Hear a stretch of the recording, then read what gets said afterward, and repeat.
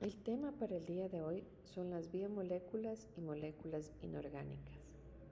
La biología como ciencia fundamental proporciona las bases para comprender la evidencia, ya sea esta de origen orgánico o inorgánico, y que puede ser encontrada en una escena de un crimen. A nivel internacional, el análisis de las biomoléculas como el ADN es un pilar fundamental en la investigación forense, puesto que permite la identificación inequívoca de individuos con una precisión sin precedentes. En nuestro país, ¿cuál es nuestra realidad nacional? La creciente sofisticación del crimen organizado y los delitos contra la vida nos exigen a los profesionales criminalísticos poseer un conocimiento sólido sobre la composición y el comportamiento de estas moléculas. ¿Para, ¿Para qué nos sirve esto? ¿Por qué necesitamos conocer?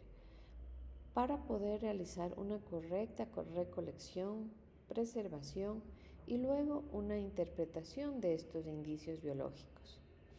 La correcta identificación de moléculas inorgánicas, por ejemplo, como un residuo de pólvora o un veneno metálico, también complementa este análisis y proporciona un panorama forense integral.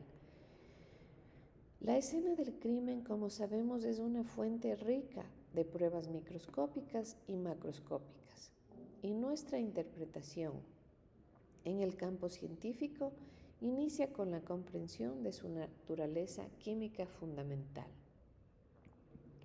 Para ello, el objetivo establecido para la clase de hoy es analizar la estructura y función de las biomoléculas orgánicas. ¿Cuáles son las biomoléculas orgánicas? Son los lípidos, las proteínas, los carbohidratos y los ácidos nucleicos. Y también de las moléculas inorgánicas, como por ejemplo el agua y las sales minerales, para aplicar este conocimiento en la identificación y significación de evidencias biológicas y químicas en una escena del crimen. Un concepto previo que debemos conocer es de la célula. ¿Qué es la célula? La célula es la unidad morfológica y funcional de todos los seres vivos. Esto significa que es la estructura más pequeña que posee vida propia y es capaz de nutrirse para obtener energía. Además, puede relacionarse y responder a estímulos y por último puede reproducirse. Desde la perspectiva criminalística, esta definición es crucial, puesto que toda evidencia biológica está compuesta por células o proviene de ellas. Además, podemos decir que las células humanas contienen en su núcleo un manual de instrucciones completo de un individuo. ¿Cuál es este manual? El ADN. El análisis de tipos celulares específicos como los glóbulos rojos en la sangre o los queratinocitos en la piel o los espermatozoides en el semen nos permiten no solo identificar la naturaleza de ese fluido o de ese tejido, sino también individualizar su fuente. ¿Cómo lo hacemos esto? Mediante técnicas genéticas. Por ello es importante el momento de la recolección para que la célula mantenga su integridad y esto nos facilite el análisis posterior. ¿Cómo podemos esto analizar en un caso práctico? En un caso de agresión sexual y homicidio, la víctima pudo haber forcejeado con su agresor. Durante el forcejeo es altamente probable que las células de la piel del agresor, es decir, sus células epiteliales, se hayan desprendido y hayan quedado atrapadas bajo las uñas de la víctima. El criminalístico, al realizar el raspado unguial, recuperará estas células. Posteriormente, en el laboratorio vamos a extraer el ADN nuclear rompiendo la membrana celular. Este perfil de ADN único en cada individuo se comparará con la de un sospechoso o se podrá introducir en una base de datos criminal para poder identificar al agresor. Si nosotros no comprendemos de que las células epiteliales contienen ADN, Este proceso de individualización podría ser imposible. ¿Cómo la evidencia biológica nos permite seguir el rastro del autor de un crimen? La evidencia biológica es cualquier sustancia de origen vegetal, animal o humana que se recupera de una escena del crimen y que puede ser utilizada para establecer un vínculo entre el crimen, la víctima y el sospechoso. Su poder probatorio reside en su capacidad de individualización, es decir, la posibilidad de reducir una amplia población a un único origen con un alto grado de certeza.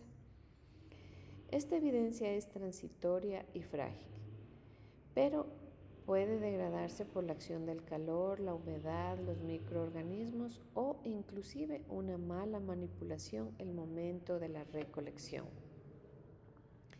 Por ello, nosotros como criminalísticos debemos conocer la naturaleza biológica que dicta para los protocolos de recolección. Por ejemplo, siempre debemos usar hisopos estériles, tubos de ensayo y preservar las muestras en frío y condiciones de sequedad para evitar su contaminación o descomposición. Vamos a poner un ejemplo. Imaginémonos que un cuchillo, que se considera un arma blanca, abandonada en un callejón, encontramos que a simple vista parece limpio. Pero sin embargo, al examinarlo con la luz forense, se revelan pequeñas manchas de sangre en la unión entre la hoja y el mango del cuchillo. El criminalístico no solo debe recoger el arma, sino también debe tomar las muestras de control de la superficie de este cuchillo para descartar interferencias. Luego, posteriormente en el laboratorio, vamos a confirmar que si esa mancha es sangre y si esa sangre es humana, mediante pruebas presuntivas que detectarán la hemoglobina, que es una proteína. Luego realizaremos una prueba confirmatoria para extraer el ADN de los glóbulos blancos presentes en la sangre. El perfil genético obtenido se cotejará con el de la víctima y si no coincide se convierte en una prueba clave que apunta hacia un segundo individuo, posiblemente el verdadero agresor, vinculándolo directamente con el arma del crimen. Vamos a entrar en contexto sobre el tema y vamos a hablar sobre las moléculas inorgánicas, que son nuestros testigos químicos en la composición. Las moléculas inorgánicas son aquellas que en general no tienen carbono en su estructura principal o lo tienen en formas simples, como el CO2. El agua es fundamental para la vida y por tanto para la preservación de la evidencia biológica. Una muestra húmeda se descompone rápidamente, por lo que su secado es el primer paso para la conservación, mientras que las sales minerales no solo existen disueltas como iones, sino también forman estructuras sólidas. Su importancia forense radica en que la composición elemental de todos los átomos y la morfología, es decir, la forma de estas moléculas inorgánicas, puede ser como una huella dactilar química.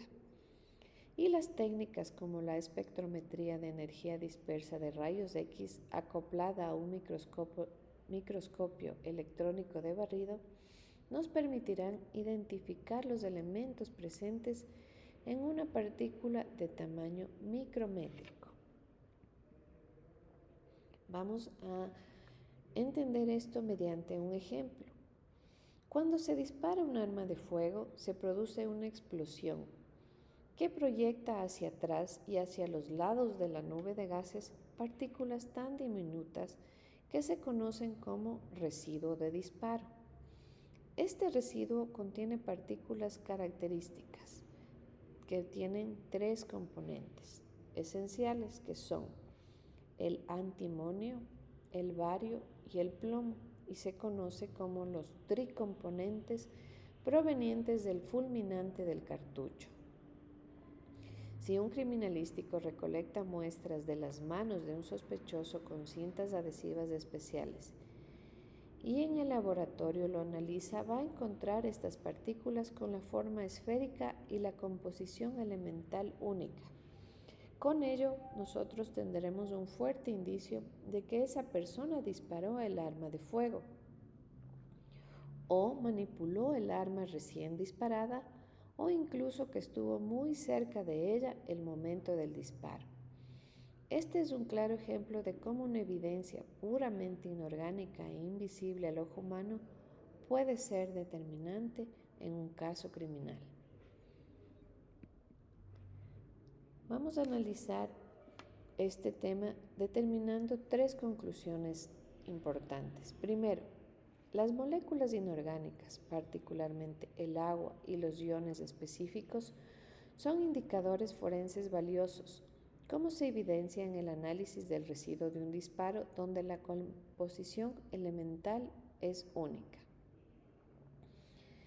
El segundo punto de conclusión es que las moléculas orgánicas, que son los lípidos, carbohidratos, proteínas y ácidos nucleicos, constituyen la base física de la gran mayoría de las evidencias biológicas y su correcta identificación es un paso previo e indispensable para cualquier análisis de laboratorio especializado.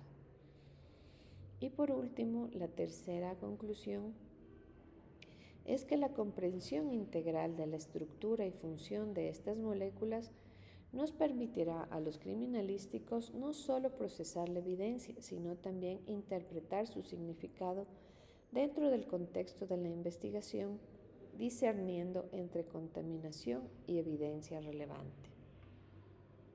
Para concluir con el tema, me gustaría que por favor reflexionen y contesten estas 2 preguntas.